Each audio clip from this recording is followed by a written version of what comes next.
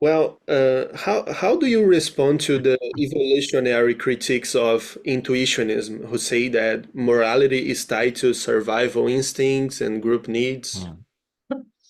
Hmm. Yeah, this doesn't appear to be true. I mean, so the people who try to explain our moral values in terms of evolution have a hard time explaining the moral progress that has occurred over human history.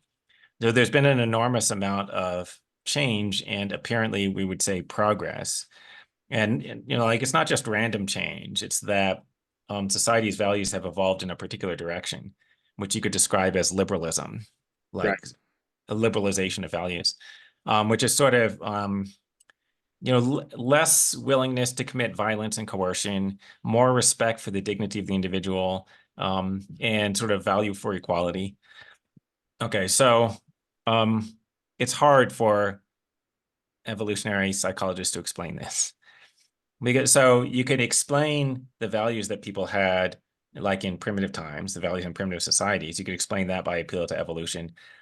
And that actually looks pretty plausible for like a lot of cases. For a lot of the weird things about the values of primitive societies, you could explain it evolutionarily. But then you can't explain the modern liberal values. And since we today are the ones with the modern liberal values, we're not the ones whose values are being debunked, Right. right? So so we don't have to worry about that, but the primitive people should worry about the debunking. Right. So like an example is in primitive societies, it was common to go to war with neighboring tribes and just like kill the men and the children and kidnap the women. And then, and then the women become coerced wives for the people in your tribe. Yeah. And today we would regard that as horrible behavior. Okay, so well, you could explain why people were doing that in the past and why they thought it was okay. I guess they thought it was okay. Or they might have even thought that it was glorious, great, or something. You could explain that in evolutionary terms because that behavior would increase their reproductive fitness. All right, okay. And also, by the way, like because the other tribes were likely to do that, that's like extra reason for you to do that. Um, okay, everyone else is doing it, so you got to do it too. But then you can't explain why today we think that that's horrible. Yeah, that sounds about right. Um, it's hard for the evolutionary to account for that, but I'm sure there are a lot of objections, as they are there always are when it comes to philosophy. But um,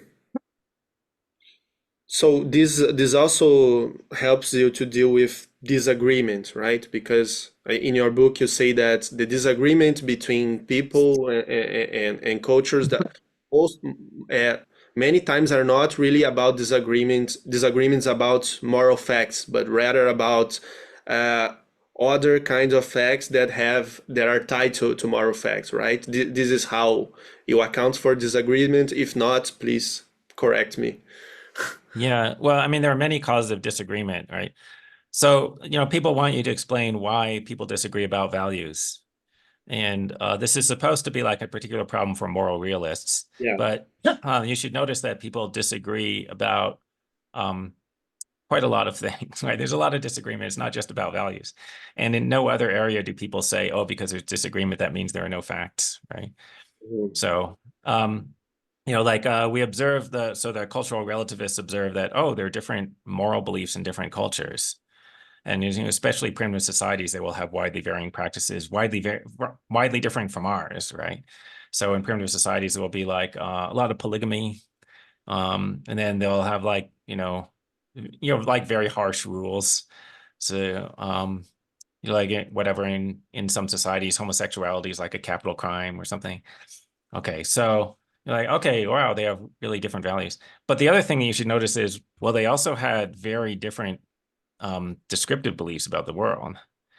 So, like, if you looked at their descriptions of like where they thought the earth came from, where they thought people came from, like what they think causes diseases, and that like they think that diseases can be caused by somebody cursing you. Well, that's just a descriptive belief. So, okay, so they differ from us in all these other respects, and they're completely wrong, by the way.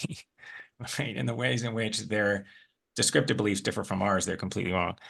Okay, and I realize that this is upsetting to cultural relativists that I would say that somebody was wrong, but then anyway, but that's what the evidence indicates. So it's really not surprising if they're also wrong about values, right? Like that is kind of what you should expect. Yeah, Well, the thing, with Aristotle we were talking about.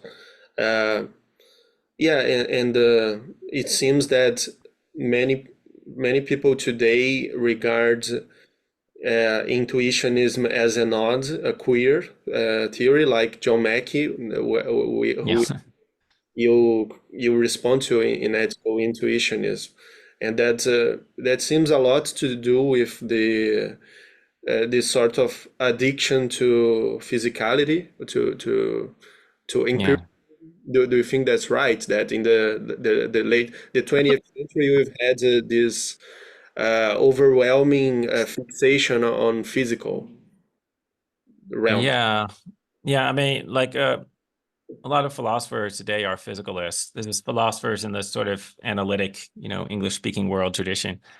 Um, but there's something deeper than that, right? Like, well, why are most of the philosophers physicalists? And basically, it's because they're sort of they're victims of scientism, right? So they're science worshipers or science enviers. Um, and so okay, so like modern science doesn't talk about values. Modern science doesn't study values, and there's no like experimental science investigating values. You can't do experiments on it, so it's unscientific. So therefore, we have to reject it.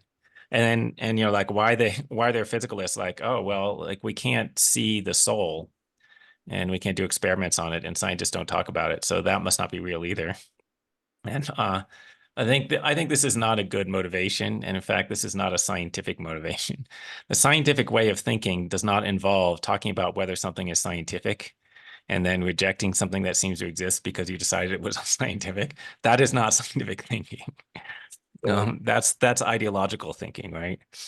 And so, okay, so like, you mentioned John Mackey's quote argument from queerness. Like most philosophers, most of the anti-realist philosophers, they reject objective values because they think it sounds weird. And that's also why they reject the soul, right? Or mind-body dualism. And, sometimes they reject free will because it's, quote, weird. And people will say this in conversation, but they will very rarely say it in print.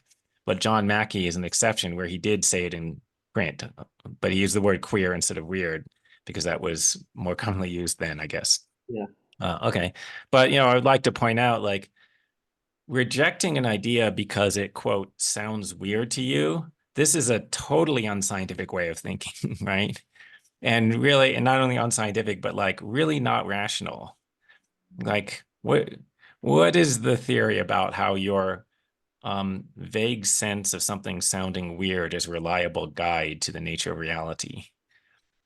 And is weirdness an objective property? And it's like that you're detecting objective weirdness with your weirdness detector. Like, how is that more plausible or less weird than me detecting values with my ethical intuition? Yeah.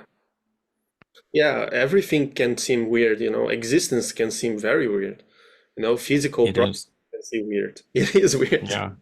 Yeah, yeah, right. And yeah, and by the way, a lot of the stuff in modern science is way weirder Yeah, than the stuff that philosophers have been saying. Like, totally. actually, moral realism isn't weird.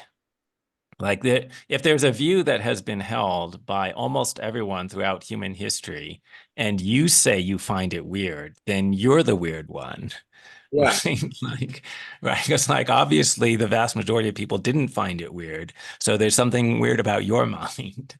But this, a lot of the stuff they say in modern science actually is objectively weird, where like almost everyone finds it strange, and even the scientists themselves think they find it strange. yeah.